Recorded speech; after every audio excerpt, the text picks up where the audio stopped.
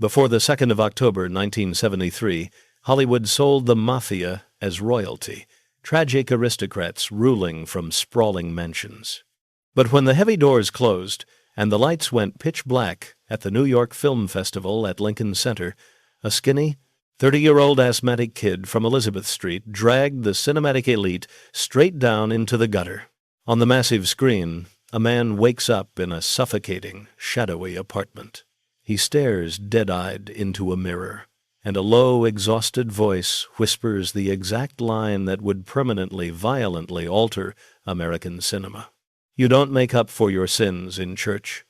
You do it in the streets. You do it at home.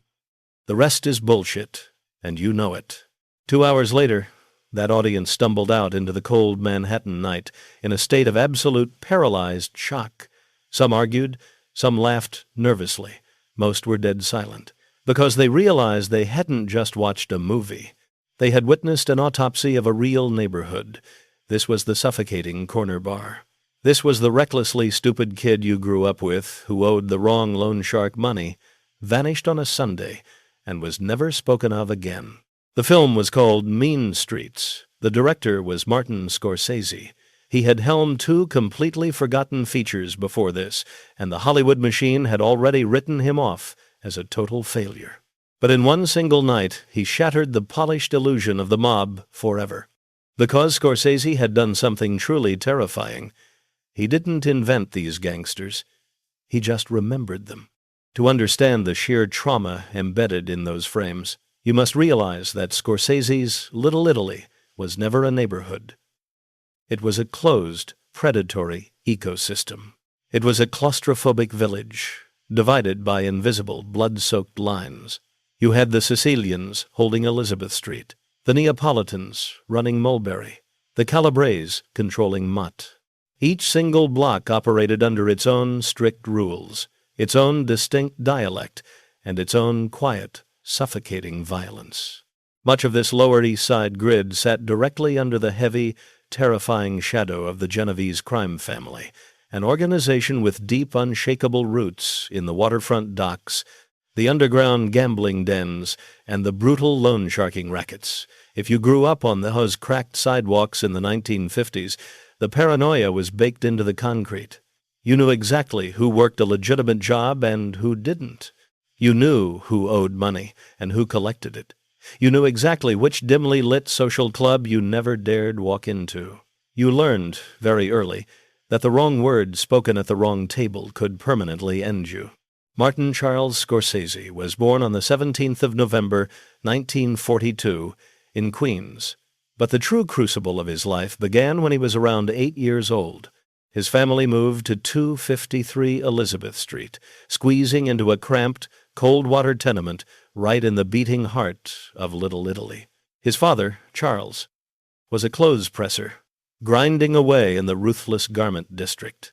His mother, Catherine, worked in that exact same grueling trade, boiling a Sunday sauce whose rich scent permanently filled the narrow, decaying stairwell. But Martin, the youngest boy, was physically trapped.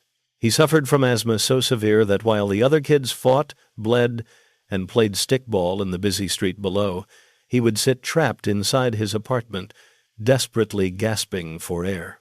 He could not run. He could not fight. So he dragged himself to the window. He watched from the fire escape. From that rusted iron perch, he catalogued absolutely everything. He watched the neighborhood wise guys holding court on the corner, radiating absolute power in their perfectly pressed shirts and heavy gold pinky rings. He watched those exact same ruthless men warmly shake hands with the local priest as he walked toward Old St. Patrick's Cathedral on Mulberry. He watched the gangsters casually collect the weekly extortion tax from the terrified produce guy, the quiet barber, and the man running illegal numbers straight out of the corner candy store. Looking down from that fire escape, the young, wheezing boy noticed something profoundly disturbing. Nobody in the neighborhood ever called these men criminals. They were simply the neighborhood guys. They kept the order. They were fiercely feared, deeply respected, and bitterly hated, all at the exact same time, sometimes by the exact same family, sitting around the exact same dinner table. But watching this ecosystem of predators from a safe distance was an illusion, because the most dangerous men on the pavement were not just strangers. They shared his bloodline. Because Martin Scorsese didn't just observe the underworld. He was genetically tethered to it. He had uncles whose names carried heavy, dangerous weight on those exact blocks. There was one in particular, his paternal uncle, a man ominously nicknamed Joe the Bug. Scorsese has explicitly cited Joe as the raw, volatile material that would eventually become the character of Johnny Boy. Joe the Bug was a wild man. He was dangerously reckless, the exact kind of guy who would swagger into a crowded bar, owing money to half the room, only to immediately start a vicious fistfight with the other half. Scorsese didn't just draw from his bloodline. He pulled from the childhood friends he grew up with. Every single family in Little Italy had one. The cousin nobody could ever control. The volatile friend who was absolutely guaranteed to get himself killed. The arrogant kid who genuinely thought the rigid, deadly rules of the mob were just polite suggestions. This was the grim, street-level reality that Scorsese understood. This was not the mythic, aristocratic royalty of Francis Ford Coppola's The Godfather, which had just hit theaters and convinced America that the Mafia was grand and operatic. Scorsese knew the bottom. He knew the grunts, the kids who never got made, the hustlers who died in alleys with no ceremony and no funeral procession.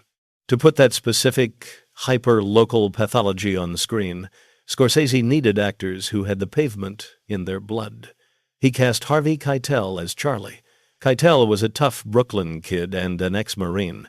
He was serious and fiercely contained, the perfect vessel for a young man desperately trying to be respectable in a world that brutally punishes respectability.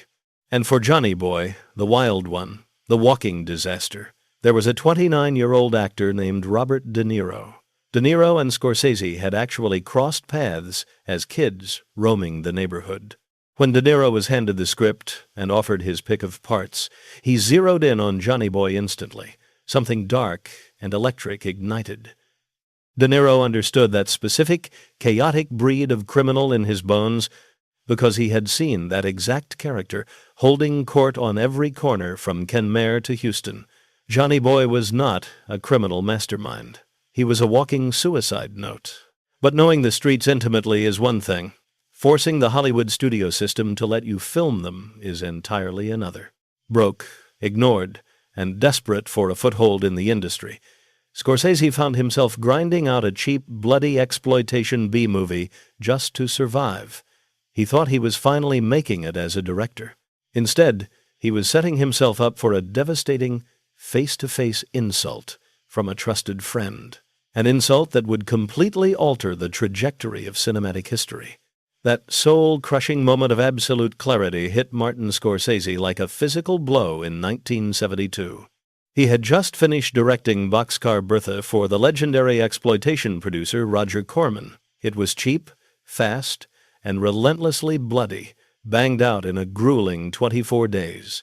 Scorsese proudly arranged a private screening for a man he deeply revered, the radical icon of independent cinema, John Cassavetes. The movie ended. The lights came up. Cassavetes slowly turned to the 30-year-old director, looked him dead in the eye, and delivered a brutal, life-altering indictment. You've just spent a year of your life making a piece of garbage. Don't do it again. Make something you know. Make something personal. Make something only you can make. The words burned straight through him. Shaken to his core, Scorsese immediately went back to an old, deeply personal screenplay he had been kicking around for years with his NYU friend, Mardik Martin. Much of that script had been written while literally driving around Little Italy at night, pointing out the passenger window at specific bars and dark doorways. Scorsese would whisper into the dark, "That happened there. That's where my cousin got his teeth knocked out." Its working title was Season of the Witch. It didn't have a slick, formulaic Hollywood plot. Instead, it had the authentic, terrifying pulse of the neighborhood bleed through every single page. He officially retitled it Mean Streets, lifting the moniker directly from a famed Raymond Chandler essay. Down these mean streets a man must go who is not himself mean. Then came the grueling, humiliating process of begging for money. Hollywood absolutely hated it. Every major studio flatly passed. Roger Corman offered to fully finance the budget, but only on one absurd condition. Scorsese had to rewrite every single character as black and set the entire story as a blaxploitation flick in Harlem. Scorsese refused to compromise his memories. Finally, Jonathan Taplin, a young producer who had been working as the road manager for the band, stepped up. Taplin managed to scrape together a threadbare, shoestring budget of just a few $100,000, leveraging a tentative distribution promise from Warner Brothers. Scorsese finally had his shot, but he was backed into a corner with zero safety net. The budget was so ridiculously tight that they couldn't even afford to shoot the film in New York City. The entire production was forced to shoot for 20 grueling days in Los Angeles, desperately using back alleys and low-lit rooms to double for Manhattan. Scorsese only had 7 precious days of actual location shooting in New York. They stormed the real Mulberry Street during the violent, chaotic San Gennaro feast, grabbing guerrilla footage completely on the fly, surrounded by actual neighborhood guys, and often operating entirely without permits. They were racing the clock, shooting on borrowed time and stolen light. Scorsese was taking the raw, unprocessed trauma of his childhood and turning it into art. But he wasn't just making a film about small-time crime. He was building a deeply twisted Catholic altar to the guilt that was suffocating his soul. To truly grasp the beating heart of Mean Streets, you have to strip away the physical crimes and look directly at the theology, because the entire engine of this story is built on suffocating Catholic guilt. Before he ever picked up a camera, Martin Scorsese was a devout altar boy at St. Patrick's Old Cathedral right on Mulberry Street. He wore the crisp white robe. He held the heavy lit candles. He didn't just casually attend Mass. He desperately wanted to be a priest. As a teenager, he actually entered a preparatory seminary. He lasted about a single year before he was formally asked to leave, but the heavy, punishing weight of the church never left his soul. That deeply ingrained spiritual tension became the absolute core of the film. The protagonist, Charlie, is a young man frantically trying to be holy in a world where holiness is functionally impossible. He works for his uncle Giovanni, a rigid, mid-level neighborhood boss. Giovanni dangles a massive prize, a legitimate restaurant, and genuine respect within the family structure. All Charlie has to do is play the game perfectly. He just has to avoid falling in love with the wrong girl, a fiercely independent woman named Teresa, and he absolutely must stop trying to save Johnny Boy from himself. But Johnny Boy is the open, bleeding wound that Charlie simply cannot stop touching. Mean Streets is not a heist picture. It is not a traditional rise-and-fall gangster epic with a massive bloody score. The plot is a suffocating moral trap. Charlie fundamentally believes that protecting Johnny Boy is his ultimate Christian obligation. In one of the most haunting moments in cinema, Charlie literally holds his hand directly over an open candle flame inside a church, quietly testing exactly how long he can withstand the searing pain of hellfire. He genuinely believes this physical agony is his penance. He thinks that if he just suffers enough for his doomed, reckless friend, God will eventually look the other way and forgive whatever dirty work he does for his uncle. But it never works like that. The streets do not reward you for saving the wild ones. The neighborhood simply cuts you loose right alongside them.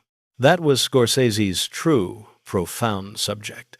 What does it actually mean to be a devout Catholic in a ruthless world where every single meal you eat is bought and paid for by other people's suffering?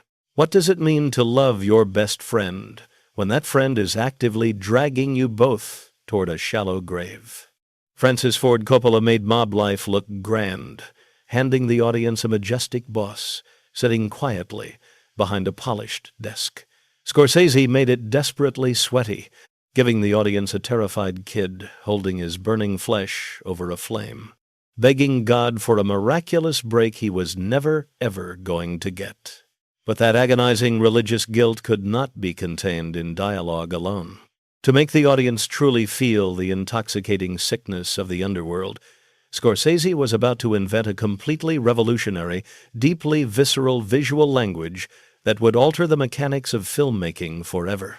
The suffocating guilt of Scorsese's characters demanded a completely new way of seeing the world, one that dragged the audience directly into the drunken, blood-red consciousness of the street. The look of mean streets changed the medium of film forever. Think of that overwhelming, saturated red light in the corner bar, the way Scorsese purposefully lit Charlie's face as if he were standing literally at the mouth of hell. That wasn't just a stylish, aesthetic choice. That was raw, unfiltered memory. Scorsese had grown up terrified in neighborhood bars exactly like that, sitting quietly as a boy, watching men who scared him and men who loved him talk casually about money, death, and the weather in the exact same breath.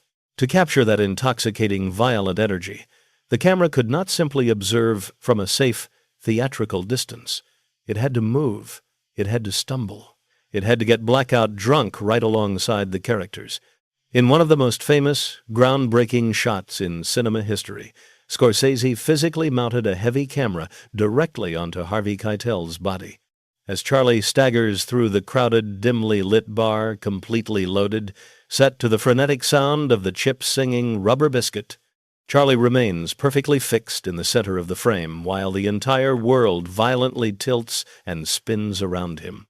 That single, disorienting sequence was the absolute invention of a visual language that every major filmmaker who came up after him would meticulously study.